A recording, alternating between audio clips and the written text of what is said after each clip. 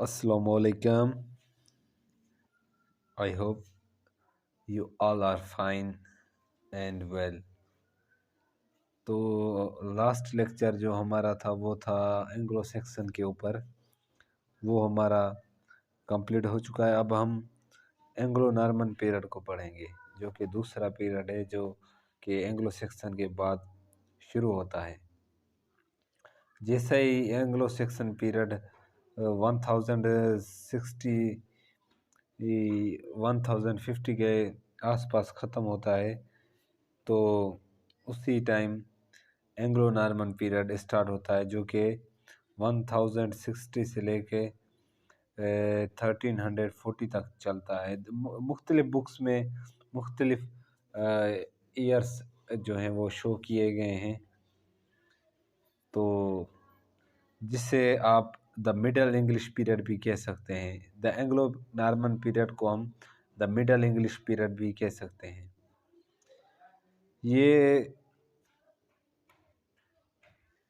ये जो था एक मतलब इसकी शुरुआत एक इंग्लैंड के लिए नई शुरुआत थी, क्योंकि एक नया लिटरेचर इंट्रोड्यूस होने जा रहा था, तो जो कि विलियम द कॉन्करर जिसे कहते हैं, उन्होंने एंग्लो सेक्शन को डिफीट दी और उन पे हुकूमत जमाई। हेस्टिंग्स की बैटल हुई थी, उनके दरमियान एंग्लो सेक्शन और एंग्लो जो नॉर्मन थे। नॉर्मन्स दरअसल जो थे वो नॉर्मेंडी के आदमी थे, फ्रांस की साइड से आदमी थे, जिन्होंने एंग्लो सेक्शन पे हमला करके उन पर फतह हासिल की, और फिर एंग्लो नॉर्मन पीरियड एक इमर्ज आउट हुआ और एक असल शेप में ज़ाहिर हुआ। ये जो था, ये एंग्लो नॉर्मन वालों का जो लिटरेचर था वो थोड़ा वेल शेप्ड और वेल डिज़ाइंड था एंग्लो सेक्शन से, क्योंकि वो एक शुरुआत थी और उसके बाद एक वो लिटरेचर ट्रैक पे चल चुका था, मतलब वेल स्ट्रक्चर्ड लिटरेचर इंट्रोड्यूस हो रहा था। वो एक इंग्लैंड में मतलब बड़ा रिमार्केबल रिजल्ट लाया था। रिमार्केबल जो लिटरेचर मिला वो हमें मिडल इंग्लिश पीरियड में मिला, जो फेमस है romantic tales of love and adventure से। जैसा कि नॉर्मन जो थे वो एक्चुअली फ्रांस की साइड से थे, तो वो उन्होंने जब हमला किया एंग्लो सेक्शन वालों पर, तो उन्होंने उनको एंग्लो सेक्शन वालों को इन्फीरियर समझा और ख़ुद को डोमिनेट किया, और अपनी लैंग्वेज जो थी फ्रेंच उनको फ्लोरिश किया, और अपने खुद को बेहतर समझने लगे। उनके साथ उनका जो ताल्लुकात था वो अच्छा नहीं था, और उस टाइम में जो थी वो इंग्लिश और जो फ्रेंच लैंग्वेज थी वो थोड़ी बहुत मर्ज हो चुकी थी, क्योंकि जब नॉर्मन्स आए उन्होंने फोर्सफुली अपने लैंग्वेज, अपनी डिक्शन इंट्रोड्यूस करवाई। उसकी वजह से फ्रेंच लैंग्वेज का काफ़ी असर हुआ इंग्लिश लैंग्वेज पर। इसका अगर हम लिटरेरी की बैकग्राउंड देखें तो वो 3 एलिमेंट्स पर बेस करता है। एक, the bringing of Roman civilisation to England. एक तो मतलब रोमन सिविलाइजेशन को इंग्लैंड में इंट्रोड्यूस कराया गया। दूसरा, ग्रोथ ऑफ नेशनैलिटी को इंट्रोड्यूस कराया, इनक्रीज़ किया और उनको एक प्लेटफॉर्म पे कलेक्ट किया। उसके बाद थी the new language and literature which were proclaimed in Chaucer. एक तीसरा जो कि लिटरेचर प्रोक्लेम्ड हुआ चासर के ज़रिए, जेफरी चासर। इसके बारे में हम आगे डिटेल में पढ़ेंगे। तो इसको ट्रांजिशनल एज भी कहा जाता है, क्योंकि इसमें जो फ्रेंच और लैटिन वर्क का काफ़ी और ग्रेट इन्फ्लुएंस रहा है। और उसी वक्त जो एंग्लो सेक्सन वालों का लिटरेचर मौजूद था एंग्लो नॉर्मन के टाइम में, उनका भी इन्फ्लुएंस रहा है, क्योंकि वो उनसे पहले ही मौजूद था, तो इसलिए उसे इसे हम ट्रांजिशनल पीरियड या ट्रांजिशनल एज कहते हैं। इसको दूसरे नाम से हम ये भी कह सकते हैं कि age of the development of various genres of poetry. इसमें पोइट्री के काफ़ी काइंड डेवलप्ड हुए और एक ऑथोराइज्ड वे में सामने आए। जो भी हमें पोइट्री के मतलब जनरास मिले थे, उनमें हिस्ट्री के ऊपर थे, डिवाइनिटी और साइंस के बेस पर थे। इन तीन जनरास जो थे, उन पहले इन्होंने पोइट्री लिखी।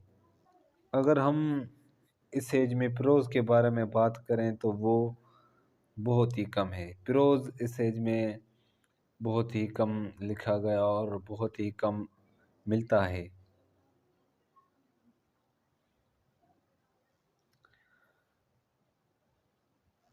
अगर हम एंग्लो नॉर्मन की पोइट्री की बात करें तो वो एक बहुत ही डिफरेंट थी एंग्लो सेक्सन से, जो कि इस टाइम में बहुत ही कम पढ़ी जाती है। इसको जो क्लासी इनकी पोइट्री को वो कुछ ग्रुप्स में या कुछ काइंड्स में क्लासिफाइड किया गया है, जिसमें पहले जो आता है वो क्रोनिकल्स होती है, क्रोनिकल्स पोइम जो या क्रोनिकल्स पोइट्री हुई थी इस टाइम में। जो नॉर्मन थे उन्होंने हिस्ट्रिकल लिटरेचर को इंट्रोड्यूस करवाया इंग्लैंड में उसी टाइम, और उन्होंने हिस्ट्रिकल लिटरेचर को प्रोड्यूस किया इंग्लैंड में। वो कौन थे जिन्होंने हिस्ट्रिकल लिटरेचर प्रोड्यूस कराया था इंग्लैंड में फर्स्ट टाइम? वो नॉर्मन्स ही थे। और इसी एज में टेलिंग स्टोरीज जो होती है वो भी गिरी हुई, वो भी गिलो हुई, वो भी इमर्ज आउट हुई, वो भी मतलब थोड़ी बहुत पब्लिश हुई और इमर्ज आउट हुई है, देखने में मिली।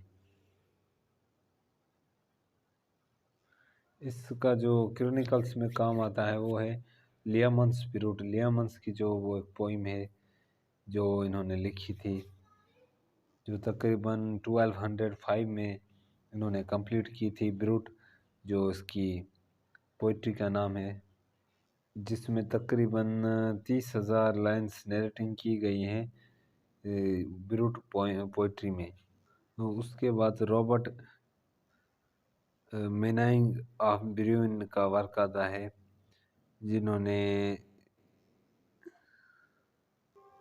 जिन्होंने अपनी राइम्ड स्टोरी इंग्लैंड में कंप्लीट की थी 1338 में।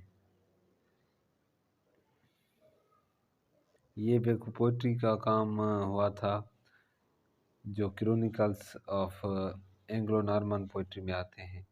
उसके बाद आता है रॉबर्ट ऑफ ग्लूसेस्टर, जिनका भी काफ़ी काम रहा है इस एज में। अब क्रोनिकल्स के बाद आता है सेकंड नंबर पर रिलीजियस एंड डायडेक्टिक पोइट्री, क्योंकि जो नॉर्मन थे वो रिलीजियस पीपल थे, क्योंकि मतलब हम ऐसा कह सकते हैं कि रिलीजियस का सेंटर जो था वो नॉर्मंडी वालों के पास था, नॉर्मन्स के पास था। तो उन्होंने रिलीजियस पोइट्री में मतलब बहुत ही अपना किरदार अदा किया।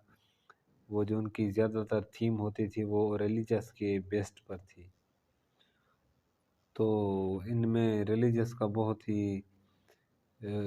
पीपल्स का बहुत ही किरदार रहा है, और काफ़ी थीम्स जो थी वो तकरीबन रिलीजियस थी। चर्च के ऊपर थी, बिशप के ऊपर थी, प्रेस्ट के ऊपर थी, जिसमें जो सबसे पहले रिलीजियस वर्क आता है वो आता है ओन्यूलम। एक ये 1200 में लिखी गई थी, जिसमें rise of English religious literature के ऊपर एक तनकीद की गई है। वो लिखा गया है दी ओन्यूलम में तकरीबन 1200 में, जो कि एक इंग्लैंड में रिलीजियस कैसे अराइज हुआ, कैसे हुआ, और उसका सिंपल वे बताया गया है, उसका जो असरात हुए हैं वो इस द अन्युलम में बताया गया है। ये एक्चुअली सीरीज ऑफ मेट्रिकल होमिलीज है, जो कि उसके बाद जो दूसरा रिलीजियस पोइट्री का वर्क आता है वो आता है द ऑल एंड नाइटिंगेल। इसका जो ऑथर है वो अननोन है, लेकिन ये 13th सेंचुरी के शुरू वाले हिस्से में लिखी गई थी। इसमें जो डायलॉग को नाइटिंगेल और ओल के बीच में डायलॉग होता है उसको रिप्रेजेंट किया गया है, उसको बयान किया गया है। ओल का किरदार जो मतलब विजडम के लिए बताया गया है कि वो विजडम एंड सोब्राइटी सोब्राइटी के लिए मशहूर है।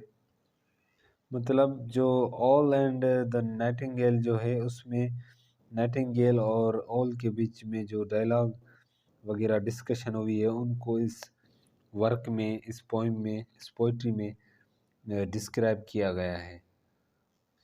उसके बाद आता है तीसरे नंबर पे द कर्सर मंडी।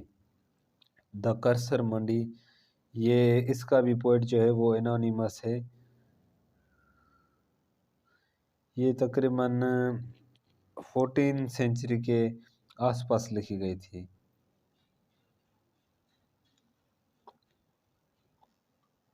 जो कि एक ओल्ड टेस्टामेंट स्टोरीज के ऊपर बेस्ड करता है, जिसमें टेस्टामेंट स्टोरीज लिखी गई हैं।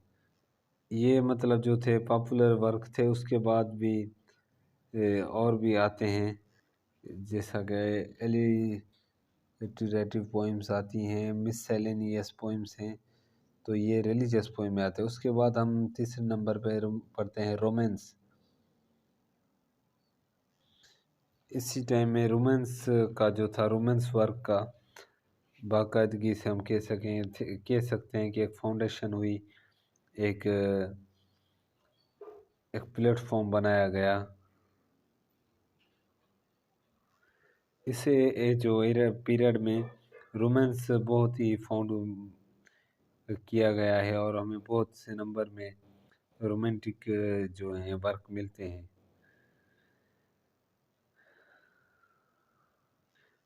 जैसा कि सबसे ज़्यादा जो काम आता है वो किंग आर्थर का आता है, जिन्होंने रोमांस पे काम किया। और उसके बाद आता है जेफरी ऑफ मनमाउथ, जो कि लिखा गया था 1132 में। ये एक जो थे, इनका रोमांटिसिज्म में या सॉरी रोमांस में बहुत ही अच्छा किरदार रहा है, जो रोमांस वर्क हुआ है। उसके बाद आता है चार्ल मैगने और उसके जो 12 पियर्स थे उनके साथ, जिन्होंने रोमांस पर काम किया, जो कि स्टार्ट हुए थे सॉन्ग ऑफ रोनाल्ड। ये मतलब दूसरे नंबर पे था। उसके बाद तीसरे नंबर पे आता है the third romantic story is that of the life of Alexander. Alexander के ऊपर लिखी गई। और उसके बाद King Alisaunder and the destruction of Troy belong to this category. ये जो थे ये भी रोमांस से बिलोंग करते हैं। तो ये जो थे तीन कैटेगरीज में हमें मिले थे लिटरेचर जनराज। जैसा कि सबसे पहले क्रॉनिकल्स आते हैं, उसके बाद रिलीजियस आए, उसके बाद रोमांसेस आए। अगर हम characteristics of Anglo Norman poetry के बारे में पढ़ें तो वो एंग्लो नॉर्मन पोइट्री जो लिखी गई है उसकी वेरियस थीम रही हैं, जैसा कि हिस्टोरिकल रही है, रिलीजियस और डायडेक्टिक और रोमांटिक। ये जो थीम है, इन्होंने इन चारों और 5 थीमों पर काम किया। लेकिन जो सबसे कमिंग लिंक जो वर्क हुआ था वो तो रिलीजियस और रोमांटिक एलिमेंट्स पे हुआ था। ये जो दो फिगर थे ना, ये इस टाइम में बहुत ही एक डोमिनेंट रहे। और इसी एज में राइम्ड मीटर, जो कि पोइट्री का एलिमेंट है, पोइट्री का एक एलिमेंट है, वो भी इसी टाइम में इंट्रोड्यूस हुआ, एलिटरेटिव का कॉन्सेप्ट आया।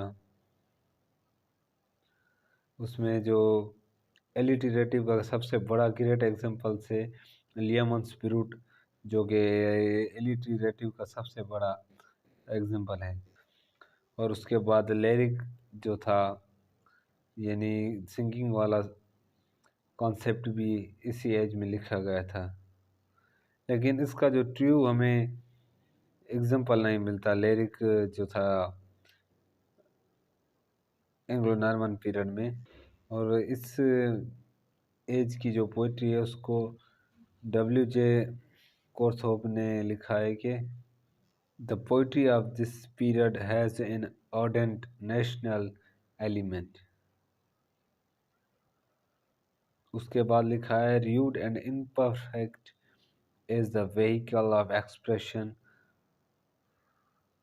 मतलब इनका जो था, एंग्लो नॉर्मन वाले थे, रिलीजियस आदमी थे, मज़हब के ऊपर इन्होंने काफ़ी काम किया, रिलीजियस थीम यूज़ की अपने वर्क में। लेकिन इस एज में अगर हम देखें तो प्रोज की बात करें तो वो कोई इतना ख़ास या फ्रेश प्रोज हमें नहीं मिला, due to dominance of religion की वजह से हमें प्रोज नहीं मिला। लेकिन उसके बावजूद एंकरिन रिवले तकरीबन 12 सेंचुरी में, 12th सेंचुरी में एक most important early prose text था, वो लिखा था इस एज में, जो हमें मिलता है। मतलब इस एज में जो था प्रोज बहुत ही कम इंट्रोड्यूस हुआ, फ्लोरिश हुआ, मतलब एक नेग्लिजिबल लेवल के मुताबिक था। तो उम्मीद करता हूँ कि ये छोटी सी वीडियो जो कि आपकी खिदमत में पेश की है आपको कारगर साबित होगी। और कोई मिस्टेक वगैरह हो तो कमेंट में बताना।